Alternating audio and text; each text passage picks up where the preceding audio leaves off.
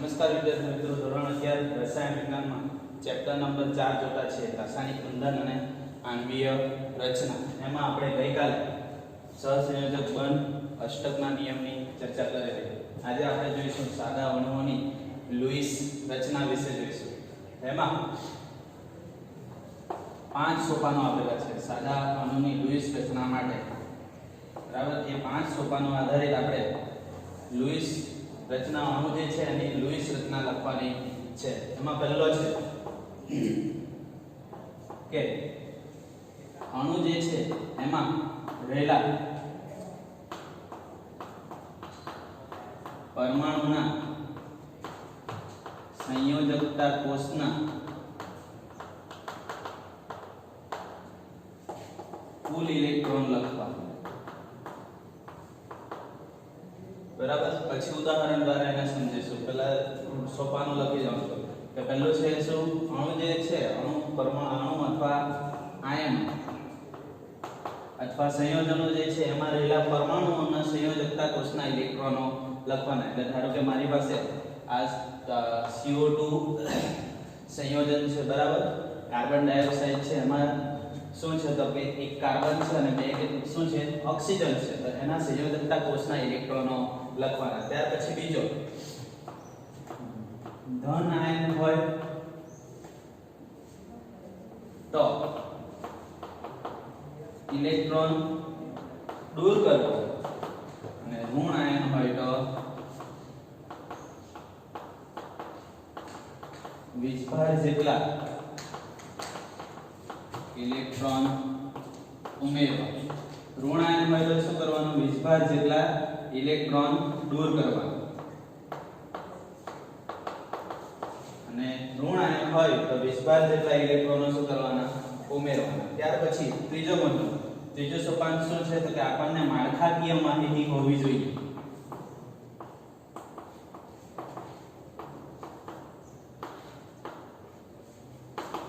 એટલે આપણને જે અણુ આપેલા છે એમાં આપણે ખાલી એનું બંધારણ કેવું હશે એના વિશે થોડી ઘણી માહિતી હોવી જોઈએ. ત્યાર પછી ચોથું જે છે એમાં વિદ્યુત ઋણતા આધારિત છે કે સેન્ટરમાં કોણ આવશે, મધ્યસ્થ પરમાણુ તરીકે કોણ આવશે તો કે જેની વિદ્યુત ઋણતા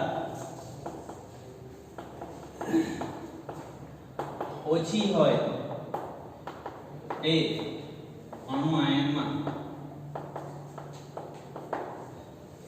મધ્યસ્થ પરમાણુ થશે. અણુ આયનમાં શું થશે, મધ્યસ્થ પરમાણુ. ત્યાર પછી આપણે બંધકારક ઇલેક્ટ્રોન યુગ્મ અને અબંધકારક ઇલેક્ટ્રોન યુગ્મ.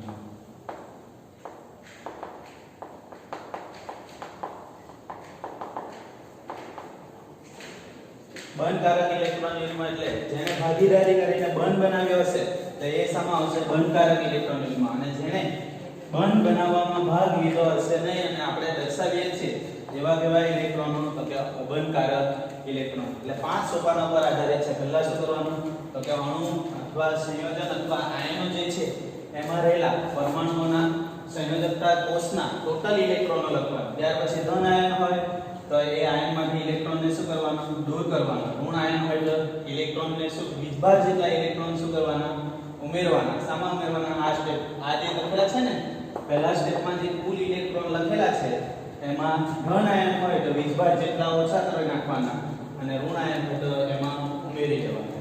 ત્યાર પછી માળખાકીય ખાલી એમાં જ માહિતી હોવી જોઈએ.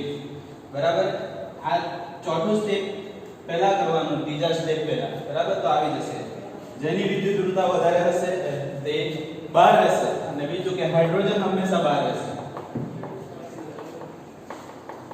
હાઇડ્રોજન હંમેશા બહાર લખવો. મધ્યસ્થ પરમાણુ તરીકે હાઇડ્રોજન કદાપી હોતો નથી. એટલે જેની વિદ્યુત ઋણતા ઓછી હોય એ અણુ અથવા આયનમાં અથવા સંયોજનમાં શું થશે, મધ્યસ્થ પરમાણુ બનશે અને હાઇડ્રોજન હંમેશા કે લખવાનો, બહાર લખવાનો. ત્યાર પછી છેલ્લો મુદ્દો છે બંધકારક ઇલેક્ટ્રોન યુગ્મ અને અબંધકારક ઇલેક્ટ્રોન યુગ્મ. ઇલેક્ટ્રોન યુગ્મ બંધકારક એટલે શું, જેને બંધમાં ભાગ લીધેલો છે એવા યુગ્મને શું કહેવાશે, બંધકારક. અને જેને બંધ બનાવ્યો નથી એવા બંધ બનાવ્યા વગરના બાકી રહેલા ઇલેક્ટ્રોન એટલે શું, અબંધકારક ઇલેક્ટ્રોન યુગ્મ. ચાલો આપણે એને એક ઉદાહરણ દ્વારા સમજીએ. CO3 -2.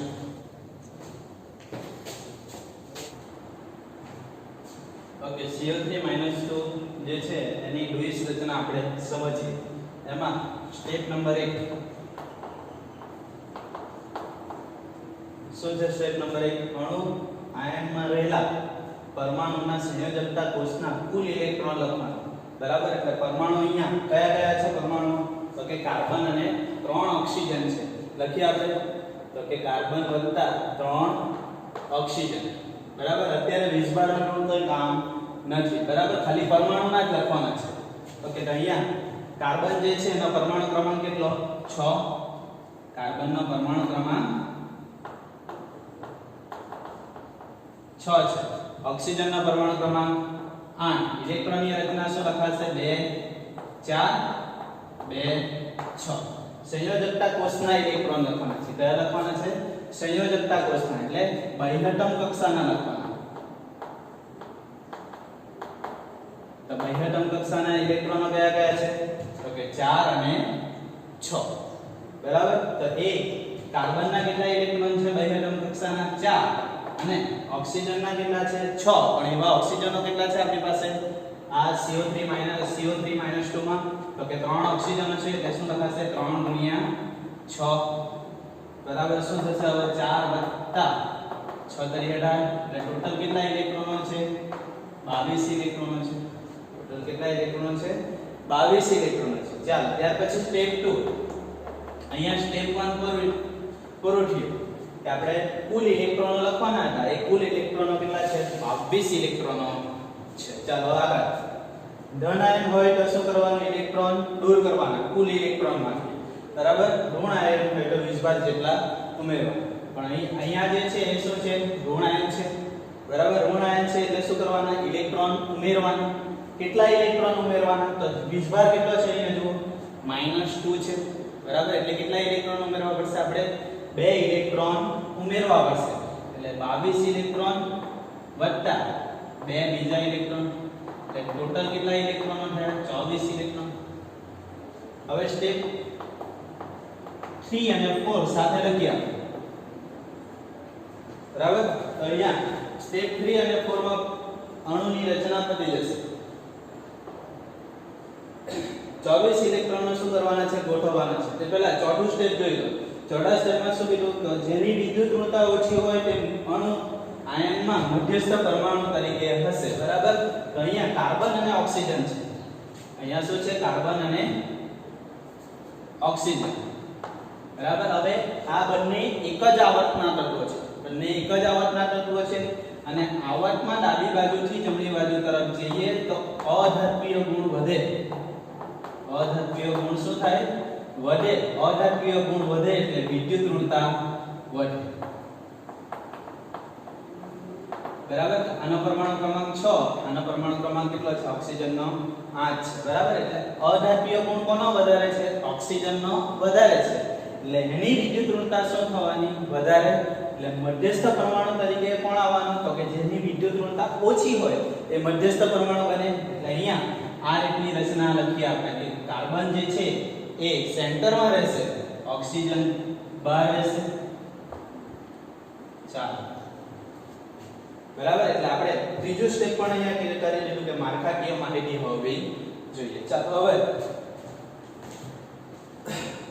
કોન્સેપ્ટ પહેલો જે છે કે લुईस રચનાનો ઉપયોગનો કોન્સેપ્ટનો ઉપયોગ કરીએ તો શું? અહીંયા બાહ્યતમ કક્ષામાં કાર્બનની બાહ્યતમ કક્ષામાં કેટલા ઇલેક્ટ્રોન છે? 4 ઇલેક્ટ્રોન. એનો એ 4 ઇલેક્ટ્રોનને હું આ રીતે દર્શાવ્યું. બીજી બાજુ દર્શાવું છું. કાર્બન છે તેની બાહ્યતમ કક્ષામાં કેટલા ઇલેક્ટ્રોનો? 4 ઇલેક્ટ્રોન. ચાલો, હવે ઓક્સિજન છે એ એક ઓક્સિજનની બાહ્યતમ કક્ષામાં કેટલા ઇલેક્ટ્રોન છે? 6 છે. એવા આપણી પાસે કેટલા છે? 3 છે. 3 ને 3 દર્શાવી દઉં.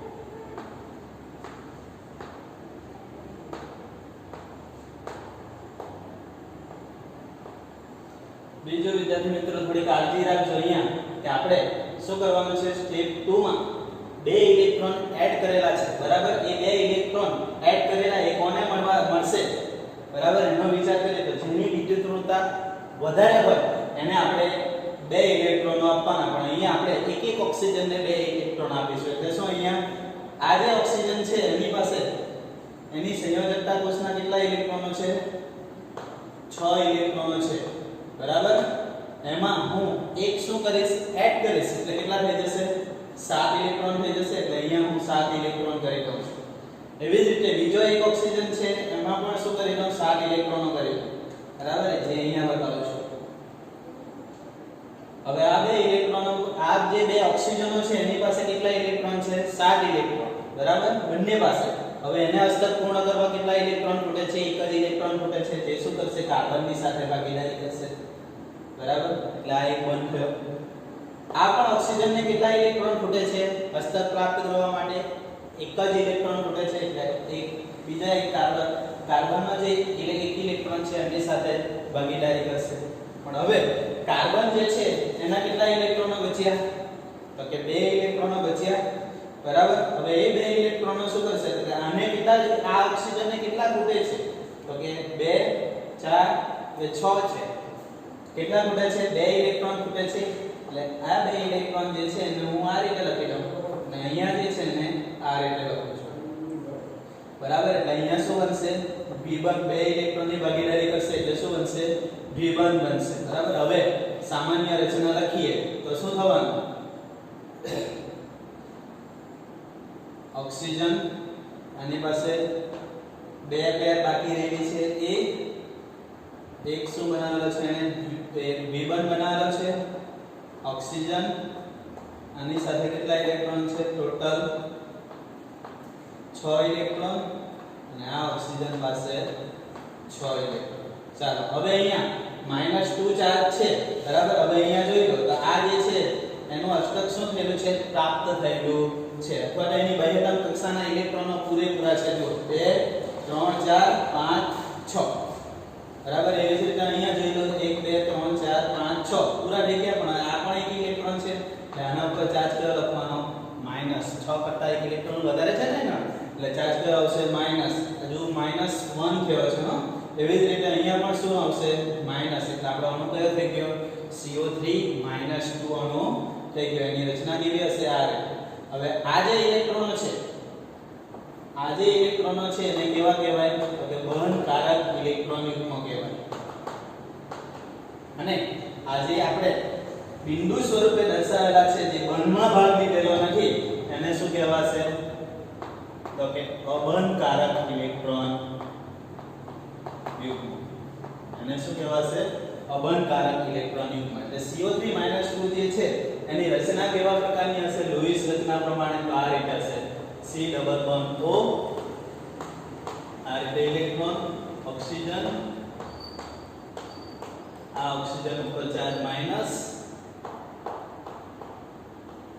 આના ઉપર પણ ચાર્જ માઈનસ બરાબર એટલે શું થઈ ગયું CO3 -2 અણુની રચના થઈ ગઈ પછી બીજું ઉદાહરણ બરાબર બીજું ઉદાહરણ NO3 માઈનસ હવે NO3 માઈનસ જોઈએ તો એમાં પરમાણુ કેટલા છે એ લખી દઈએ તો કે નાઇટ્રોજન પરમાણુ છે અને 3 ઓક્સિજન પરમાણુ છે નાઇટ્રોજનનો પરમાણુ ક્રમાંક 7 ઓક્સિજનનો પરમાણુ ક્રમાંક 8 બરાબર ઇલેક્ટ્રોનની રચના શું થશે નાઇટ્રોજનની 7 છે એટલે 2 5 ઓક્સિજનની ઇલેક્ટ્રોનની રચના શું થશે 2 6 પહેલા સ્ટેપમાં શું કરવાનું છે સ્ટેપ 1 માં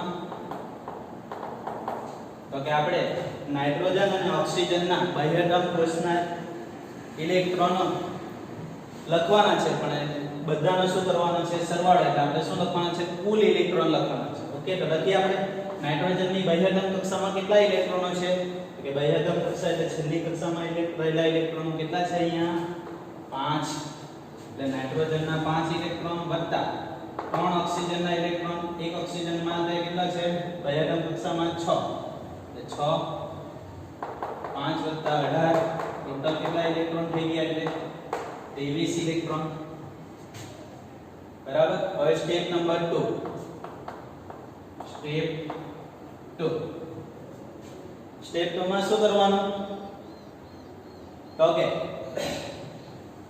વીજભાર કયો છે તો NO3 શું છે માઈનસ છે બરાબર એટલે આપડા આવેલા કુલ ઇલેક્ટ્રોનો કેટલા છે 23 ઇલેક્ટ્રોન વત્તા એક ઇલેક્ટ્રોન થશે કેમ તો કે ચાર્જ કેવો છે માઈનસ છે એટલે એક ઇલેક્ટ્રોન શું કરવાનો અંદર દાખલ કરવાનો એટલે ટોટલ કેટલા ઇલેક્ટ્રોનની ગોઠવણી કરવાની 24 ઇલેક્ટ્રોનની ગોઠવણી કરવાની ચાલો ત્યાર પછી સ્ટેપ નંબર 3 and 4 અને પાંચમો પણ અહીંયા સાથે જ આવી જશે બરાબર તો અહીંયા વિદ્યુત ઋણતા ચોથું સ્ટેપ પહેલા લઈએ નાઇટ્રોજન અને ઓક્સિજનમાં વિદ્યુત ઋણતા કોની વધારે આપણને ખબર છે કે નાઇટ્રોજન અને ઓક્સિજન એક જ આવર્તના તત્વ છે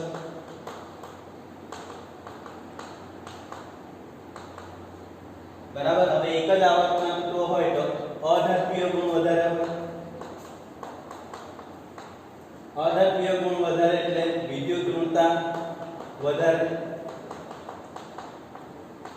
સામા તો કે ડાબી બાજુથી જમણી બાજુમાં જમણી બાજુ તરફ જતા ડાબી બાજુથી જમણી બાજુ તરફ જાઓ તો અધાત્મીય ગુણ શું થાય વધે અને વિદ્યુત ઋણતા પણ શું થાય વધે ચાલો તો હવે એને 7 અને 8 પરમાણુ ક્રમાંક છે વધારે પરમાણુ ક્રમાંક વાળો જે છે એની વિદ્યુત ઋણતા શું થવાની વધારે થવાની અહીંયા એક જ આવર્તમાં છે એટલે હા બરાબર તો અહીંયા ઓક્સિજનની વિદ્યુત ઋણતા શું છે વધારે છે ચાલો તો અહીંયા રચના આમ જ લખી દઈએ NO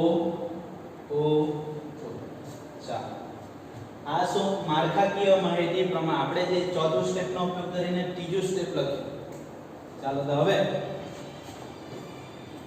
રચના બનાવીએ તો ટોટલ કેટલા ઇલેક્ટ્રોનોની ગોઠવણી કરવાની છે 24 ઇલેક્ટ્રોનની ગોઠવણી કરવાની છે નાઇટ્રોજનની બાહ્યતમ કક્ષામાં કેટલા ઇલેક્ટ્રોનો છે 5 ઇલેક્ટ્રોન એ દર્શાવી લઈએ પહેલા નાઇટ્રોજન એની બાહ્યતમ કક્ષાના 5 ઇલેક્ટ્રોનો પહેલા 4 ઇલેક્ટ્રોનો અને એક પેર બનશે બરાબર ત્યાર પછી ઓક્સિજન પાસે કેટલા ઇલેક્ટ્રોનો 6 ઇલેક્ટ્રોન એટલે આ રીતે દર્શાવાશે બીજો એક ઓક્સિજન છે એની પાસે પણ કેટલા ઇલેક્ટ્રોન છે 6 ઇલેક્ટ્રોન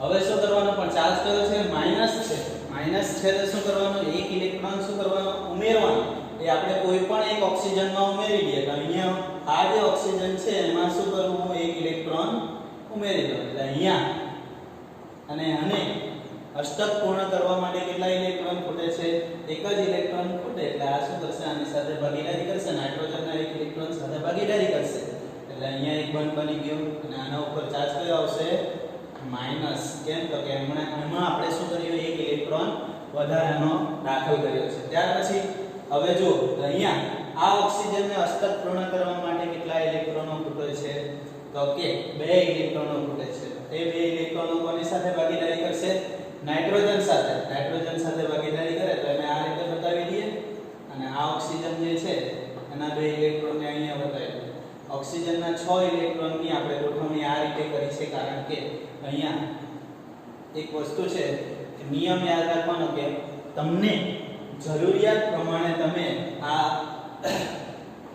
ગોઠવણી કરી શકો ઇલેક્ટ્રોનની પણ લુઈસ રચના પ્રમાણે કે તો આપણે આ રીતે જ કરવાની બરાબર પણ અહીંયા અણુની જરૂરિયાત પ્રમાણે તમે કરી શકો બરાબર એટલે અહીંયા V1 બનશે ચાલો બે ઇલેક્ટ્રોનની ભાગીદારીથી શું બન્યું અહીંયા V1 ચાલો ત્યાર પછી આ ઓક્સિજન છે એને પણ કેટલા ઇલેક્ટ્રોન ખૂટે છે અષ્ટક પ્રાપ્ત કરવા માટે જો કેટલા ઇલેક્ટ્રોન છે 1 2 3 4 5 અને 6 અષ્ટક પ્રાપ્ત કરવા માટે કેટલા ઇલેક્ટ્રોન ખૂટે છે 2 ઇલેક્ટ્રોન એટલે આ જે સિંગલ ઇલેક્ટ્રોન છે એને શું કરી રહ્યો મેં પેર બનાવ્યો હવે નાઇટ્રોજન પાસે છે ઇલેક્ટ્રોન તો છે 2 ઇલેક્ટ્રોન છે એને ક્યાં બતાવી દઉં અહીં ચાલો એ શું કરશે નાઇટ્રોજન અને ઓક્સિજન જે છે બે ઇલેક્ટ્રોનની ભાગીદારી કરશે અને શું બનશે V1 બનશે ચાલો આપણે ટોટલ ઇલેક્ટ્રોનો કેટલા ગોઠવવાના હતા 24 ઇલેક્ટ્રોનો ગોઠવવાના હતા એની ગોઠવણી જોઈ લઈએ થઈ ગઈ છે ને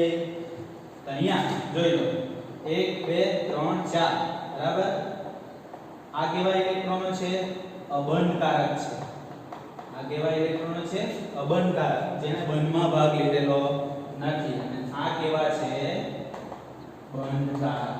આ કેવા છે બંધકારક. ઓકે ચાલો હવે 24 ઇલેક્ટ્રોનો ગોઠવાયા છે કે નહીં એ જોઈએ. તો અહીંયા આ ઓક્સિજન ઉપર અબંધકારક કેટલા છે ઇલેક્ટ્રોન? 1 2 3 4, બરાબર 4 ઇલેક્ટ્રોન થયા.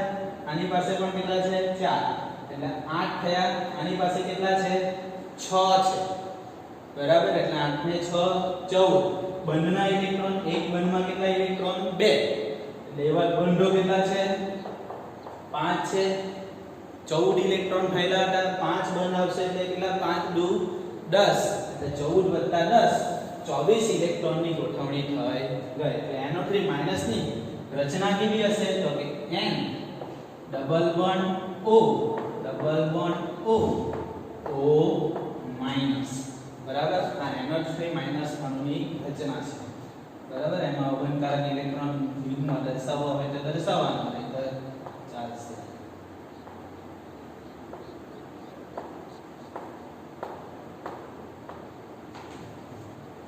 કે આ રીતે કોઈ પણ અણુ અથવા સંયોજન પૂછાય તો લોઇસ રચના પ્રમાણે તમારે લખવાનું. ઓકે, ત્યાર પછી ત્રીજું ઉદાહરણ NH4+, બરાબર. હવે સ્ટેપ 1 આપણે એવું જોઈએ કે સ્ટેપ 1 માં શું કરવાનું? કુલ ઇલેક્ટ્રોનો લખવાના બાહ્યતમ કક્ષાના. નાઇટ્રોજનનો પરમાણુ ક્રમાંક 7, એટલે બાહ્યતમ કક્ષામાં ઇલેક્ટ્રોનો કેટલા આવશે? 5 આવશે.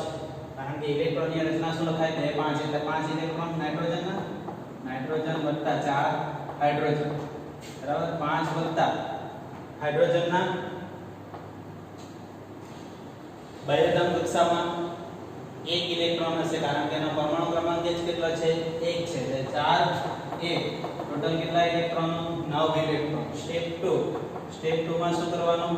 ધન આયન હોય તો 20 જેટલા ઓછા કરવાના, ઋણ આયન હોય તો 20 જેટલા ઉમેરવાના. ચાલો અહીંયા જોઈ લો, પ્લસ છે અહીંયા, એટલે શું કરવાનું? 9 ઇલેક્ટ્રોન ઓછા 1 ઇલેક્ટ્રોન, એટલે કેટલા ઇલેક્ટ્રોનો આવશે? 8 ઇલેક્ટ્રોન આવશે. ઓકે, હવે આપણે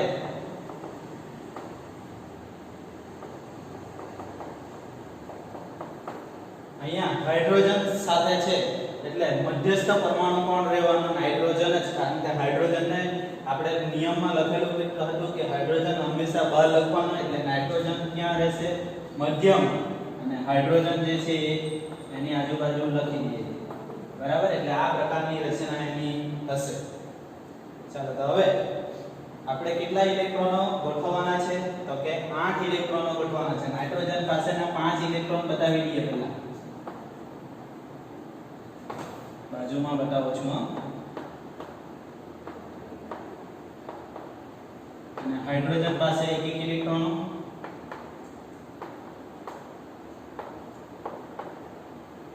ચાલો હવે હું જો હાઇડ્રોજન પાસેનો 1 ઇલેક્ટ્રોન દૂર કરવા જાઉં તો બંધ બનવાની શક્યતા ઓછી થઈ જાય, બરાબર. એટલે મારે અહીંયા જે પ્લસનો 1 ઇલેક્ટ્રોન ઓછો કરવાનો છે એ કયામાંથી કરવો પડશે? નાઇટ્રોજનમાંથી કરવો પડશે. એટલે અહીંયા જે પેર બનેલી છે કે અહીંયા નાઇટ્રોજન જે છે એને ઇલેક્ટ્રોનની રચના પ્રમાણે શું આપવાનું? તો કે એક પેર અને બીજી એકલા ઇલેક્ટ્રોનો, એમાંના પેરમાંનો 1 ઇલેક્ટ્રોન શું કરી નાખવાનો? ઓછો કરી નાખવાનો. એટલે અહીંયાથી 1 ઇલેક્ટ્રોન ઓછો કરી નાખો, બરાબર. એટલે નાઇટ્રોજન પાસે કેટલા ઇલેક્ટ્રોનો થઈ ગયા? 4 ઇલેક્ટ્રોનો. ચાલો હવે એક ઇલેક્ટ્રોનની ભાગીદારી બતાવી દઈએ, બરાબર. એટલે આ રીતે બંધો બની જશે, બરાબર. ચાર્જ પ્લસ ક્યાં લખવાનો? તો કે નાઇટ્રોજન જે છે એની પાસે એના સંયોજકતા કોષના ઇલેક્ટ્રોનો જોઈ લો, 1 2 3 અને 4 જ છે, એટલે પ્લસ ચાર્જ કોના ઉપર લખવાના? નાઇટ્રોજન ઉપર. એટલે આપણે અણુની રચના શું થઈ ગઈ? અહીંયા લખી દઉં છું. અણુની રચના N H H H H, અને આના ઉપર ચાર્જ કયો? પ્લસ, બરાબર. હવે અહીંયા એક પણ અબંધકારક ઇલેક્ટ્રોન યુગ્મ નથી. કેમ? તો કે બધાએ શું બનાવી લીધા છે? બંધ બનાવી લીધા છે. એટલે અહીંયા અબંધકારક ઇલેક્ટ્રોન યુગ્મ દર્શાવવાની જરૂર નથી. અહીંયા કેવા છે? બધા ઇલેક્ટ્રોનો બંધકારક જ છે. કયા છે? બંધકારક ઇલેક્ટ્રોન યુગ્મ છે. ઓકે, ત્યાર પછીનો ટોપિક છે નિયમ નિષ્ઠ ભાર. ઇંગ્લિશમાં શું કહેવાય? Formal charge. બરાબર, એટલે શું લખેલું છે? FC. બરાબર, એનું સૂત્ર શું છે? નિયમ નિષ્ઠ ભાર શોધવા માટેનું સૂત્ર તો કે જે તે પરમાણુના સંયોજકતા કોષના ઇલેક્ટ્રોન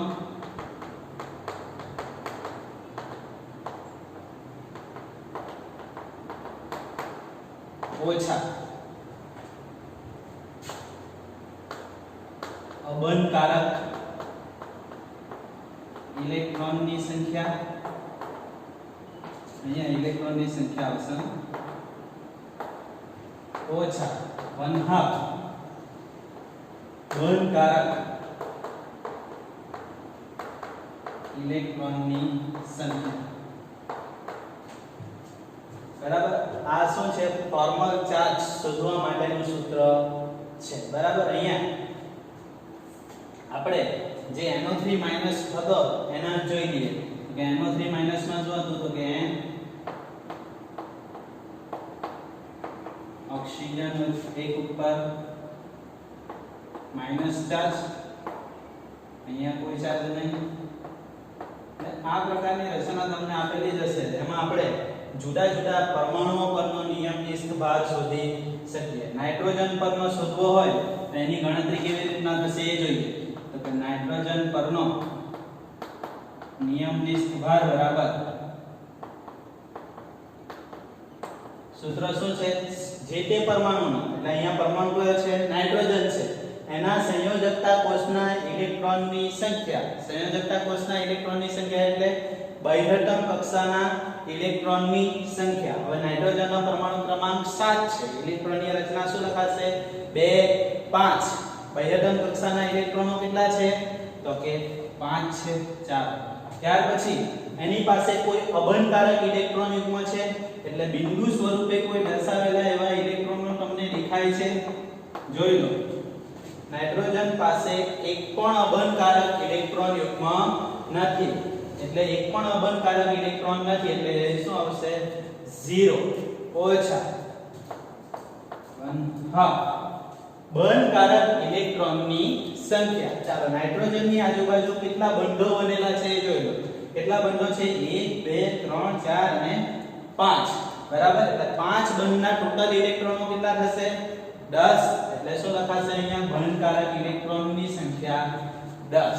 5 બંધ છે એટલે 10 ઇલેક્ટ્રોનો લખાશે. ચાલો શોધી કાઢો હવે.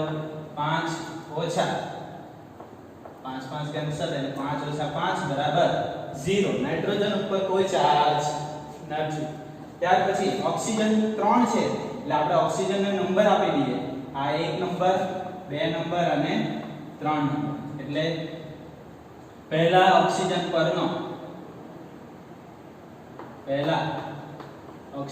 પરનો નિયમ નિષ્ઠ ભાર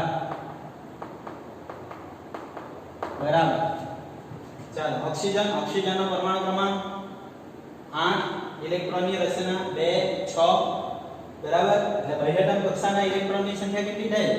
6 ઓછા અબંધકારક ઇલેક્ટ્રોનની સંખ્યા જોઈ લો. અબંધકારક કેટલા છે અહીંયા? જુઓ, અહીંયા બિંદુ સ્વરૂપે કેટલા છે? તો કે 3 પેર છે. 3 પેર છે. યુગ્મો એટલે 2 ઇલેક્ટ્રોનની જોડ થશે. બરાબર ને? એવી પેર કેટલી છે? યુગ્મો કેટલા છે? 3. એટલે ટોટલ ઇલેક્ટ્રોનની સંખ્યા કેટલી છે? 6 છે. એટલે આપણે લખી દઈએ 6 ઓછા 1/2. ઉપર તમારે ગણી કાઢવાના. 1 2 3 4 5 6 છે. બરાબર. હવે હાફ બંધકારક ઇલેક્ટ્રોન યુગ્મની સંખ્યા. બરાબર. બંધ આ નાઇટ્રોજનની સાથે જ બનાવેલો છે એને. બરાબર. એટલે બંધ કેટલો છે? એક જ છે. તો એક બંધમાં કેટલા ઇલેક્ટ્રોન આવશે? 2 ઇલેક્ટ્રોન. એટલે ગુણ્યા 2 એટલે કેન્સલ. 6 ઓછા 6 ઓછા 1 કેટલા આવશે જવાબ? -1. જો એના ઉપર ચાર્જ માઈનસ લખેલો છે ને, -1 આવી ગયો. ઓકે. ત્યાર પછી બીજા ઓક્સિજન પરનો નિયમનિષ્ઠ ભાર બરાબર બીજા ઓક્સિજન પરનો નિયમ વિસ્તભાર બરાબર શું લખાશે? બીજા ઓક્સિજન પાસે જોઈ લો કે ઓક્સિજનની બાહ્યકમ કોષના ઇલેક્ટ્રોન તો 6 થવાના ઓછા. અબંધકારક ઇલેક્ટ્રોનની સંખ્યા કેટલી છે? તો કે અહીંયા અબંધકારક ઇલેક્ટ્રોનની કિંમત કેટલા છે? તો કે 2 છે. એટલે અબંધકારક ઇલેક્ટ્રોનની સંખ્યા કેટલી થવાની? 4. એટલે 6 ઓછા 4. ત્યાર પછી બંધકારક જોઈ લો. બંધકારક કેટલા છે? કેટલા? આ ઓક્સિજન સાથે તમે કોઈ બંધ નથી બનાવવાનો, નાઇટ્રોજનની સાથે જ બનાવેલા છે. કેટલા બંધો છે? 2 બંધો છે. 2 બંધના ઇલેક્ટ્રોનો કેટલા થશે? 4. એટલે ઓછા ગુણ્યા ઓછા ભાગ ગુણ્યા 4 થશે. એટલે 2 કેન્સલ. એટલે 6 ઓછા 4 ઓછા 2 બરાબર શું થશે? 0. હવે ત્રીજા પરનો નિયમ વિસ્તભાર શોધે. ત્રીજા ઓક્સિજનનો નિયમ વિસ્તભાર એની જગ્યાએ FC લખી દો. બરાબર? ફોર્મલ ચાર્જ સંયોજકતા કોષના કેટલા આવવાના? 6 જ આવવાના ઓછા. સેમ આના જેવું જ છે. જોઈ લો બીજા અને ત્રીજા ઓક્સિજન સરખા જ છે. એને બે આ ઓક્સિજનને 2 બંધ બનાવેલા છે, આને પણ 2 બંધ બનાવેલા છે. 2 અબંધકારક છે યુગ્મો, એ 2 અબંધકારક યુગ્મો પણ છે. એટલે અહીંયા અબંધકારક ઇલેક્ટ્રોનની સંખ્યા કેટલી થશે? ત્રીજા પાસે 4 ઓછા હા કેટલા બંધો બનાવેલા છે? જોઈ લો 2 બંધો બનાવેલા છે. એટલે કેટલા ઇલેક્ટ્રોન? 4. 6 ઓછા 4 ઓછા 2 એટલે જવાબ કેટલો આવશે? 0. આ રીતે તમે હવે અમને કોઈ પણ આપેલો હોય અણુ એનો નિયમ વિસ્તભાર શોધી શકો. જો તમને ખાલી એમ જ અણુ આપી દીધેલો હોય તો તમને રચના આવડવી જોઈએ અને રચના પરથી તમારે શું શોધવાનું આવશે? ફોર્મલ ચાર્જ શોધવાનો આવશે. બરાબર? એટલે આ નિયમ વિસ્તભાર. ઓકે, ત્યાર પછી 5 પદોની સમજૂતી મેળવવાની છે કે લેટિસ એન્થાલ્પી કોને કહેવાય, બંધ લંબાઈ કોને કહેવાય, બંધ કોણ કોને કહેવાય, બંધ વિયોજન એન્થાલ્પી કોને કહેવાય અને બંધ ક્રમાંક કોને કહેવાય એના વિશે માહિતી મેળવવાની છે. આગળ એક લેક્ચરમાં તમને જનરલ એમ જ કીધેલું હતું. બરાબર? હવે લેટિસ એન્થાલ્પી જોઈએ. તો લેટિસ એન્થાલ્પીની વ્યાખ્યા શું છે? તો કે 1 મોલ ઘન સ્વરૂપે જે સંયોજન છે તેને વાયુરૂપ આયનોમાં ફેરવવા માટે આપવી પડતી ઊર્જાને લેટિસ એન્થાલ્પી કહેવાય.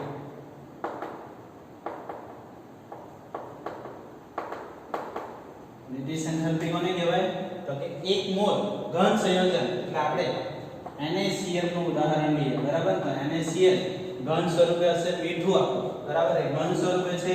એને વાયુરૂપ આયનો એટલે આમાંથી કયા આયનો છૂટા પડશે? તો કે Na+ અને Cl-. એ Na+ અને Cl- માં ફેરવવાના છે. બરાબર? તો અહીંયા આની વચ્ચે શું બનેલો હશે? બંધ બનેલો હશે.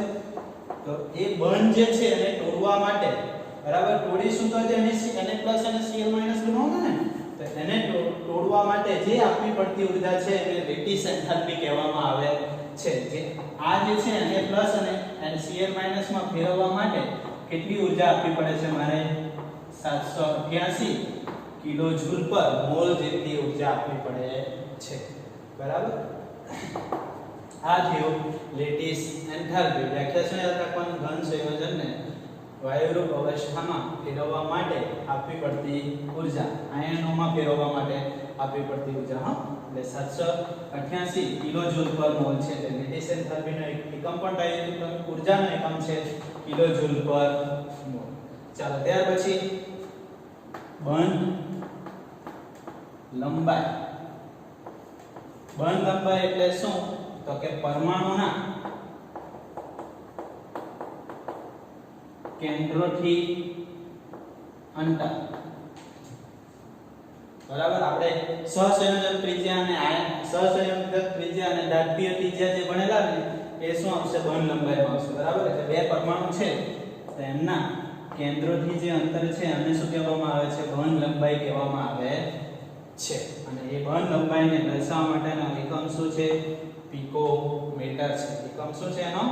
પિકોમીટર છે. બરાબર? એટલે કેન્દ્રોથી અંતર જે છે એને શું કહેવામાં આવે છે ઘન લંબાઈ બરાબર પિકોમીટરમાં દર્શાવવામાં આવશે ત્યાર પછી બનકોણ એટલે શું તો કે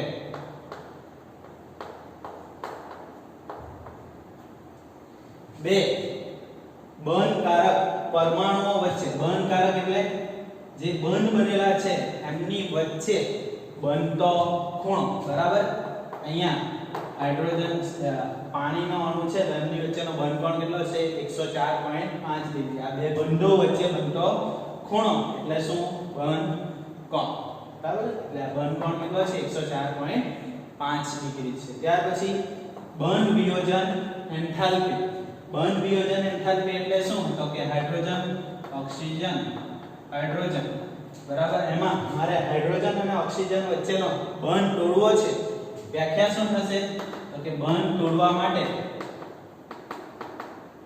આપવી પડતી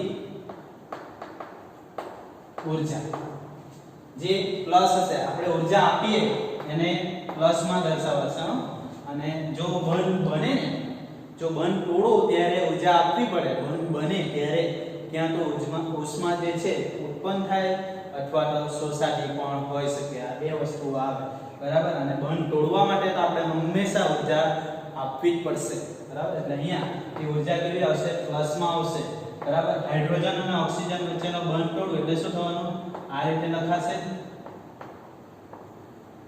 H++ OH ઉપર ચાર્જ કયો આવશે માઈનસ હજુ પણ આને આમની વચ્ચે બંધ તોડી શકું કના વચ્ચેનો તો કે હાઇડ્રોજન અને ઓક્સિજન વચ્ચેનો મેઈન આપણે યાદ રાખવાનું બંધ વિયોજન એન્થાલ્પી એટલે શું તો કે બંધ વિયોજન એન્થાલ્પી એટલે બંધને તોડવા માટે આપવી પડતી ઊર્જા બરાબર એનો પણ એકમ શામાં આવશે કિલોજૂલ પર મોલ ઊર્જા છે ને એટલે કિલોજૂલ પર મોલ આવશે ચાલો બંધ ક્રમાંક એટલે તો કે બે પરમાણુ વચ્ચે બનેલા બંધોની સંખ્યા બરાબર એને શું કહેવામાં આવે છે બંધ ક્રમાંક બરાબર N2 છે બરાબર N2 જે છે એમાં નાઇટ્રોજન વચ્ચે કેટલા બંધો બને છે 3 બંધો બને છે એટલે બંધ ક્રમાંક કેટલો આવશે એનો 3 આવશે બંધ ક્રમાંક કેટલો આવશે 3 બીજી એક વસ્તુ યાદ રાખવાનું કે જેમ બંધ ક્રમાંક વધે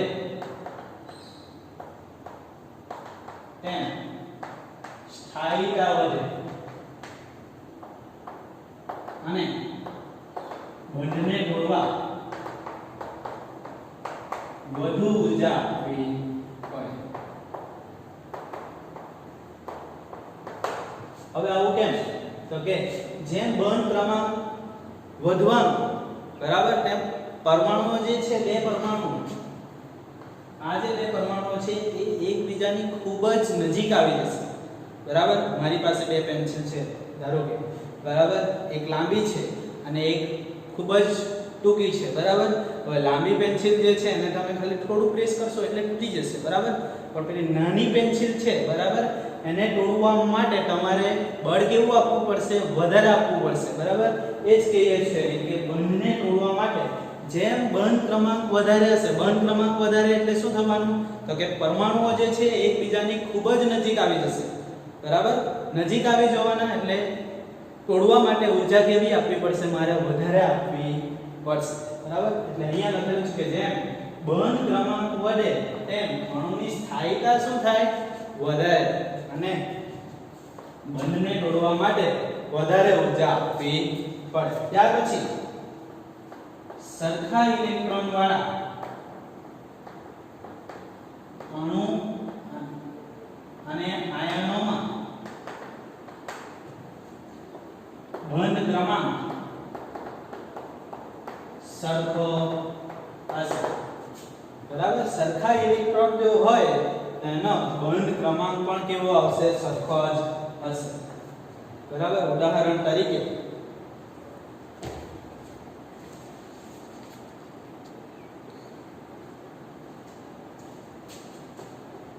N2 અને CO જોઈએ બરાબર N2 નો બંધ ક્રમાંક કેટલો છે 3 છે આપણને ખબર છે N2 N2 નો બંધ ક્રમાંક કેટલો છે 3 આપણને ખબર છે કે આપણે અહીંયા જોયું કે એનો બંધ ક્રમાંક કેટલો છે 3 છે CO નો જોયો તો CO જે છે N2 જે છે નાઇટ્રોજન જે છે પરમાણુમાં પરમાણુ ક્રમાંક કેટલો છે 7 બરાબર એટલે બે પરમાણુઓ છે એટલે 7 + 7 ટોટલ ઇલેક્ટ્રોન કેટલા થયા 14 ઇલેક્ટ્રોનો થયા ટોટલ ઇલેક્ટ્રોનો કેટલા થયા 14 ઇલેક્ટ્રોન ચાલો હવે CO નો જોઈએ CO કાર્બનના પરમાણુ ક્રમાંક CO માટે જોઈએ તો કાર્બનના પરમાણુ ક્રમાંક 6 ઓક્સિજનના પરમાણુ ક્રમાંક 8 એટલે ટોટલ ઇલેક્ટ્રોન કેટલા થયા 14 ઇલેક્ટ્રોન થયા તો એમાં પણ CO માં પણ બંધ કેટલા હશે 3 જ હશે કેમ તો કે સરખા ઇલેક્ટ્રોન વાળા અણુ અથવા આયનોમાં બંધ ક્રમાંક કેવો હશે સરખો હશે ત્યાર પછી બીજું એક ઉદાહરણ છે અને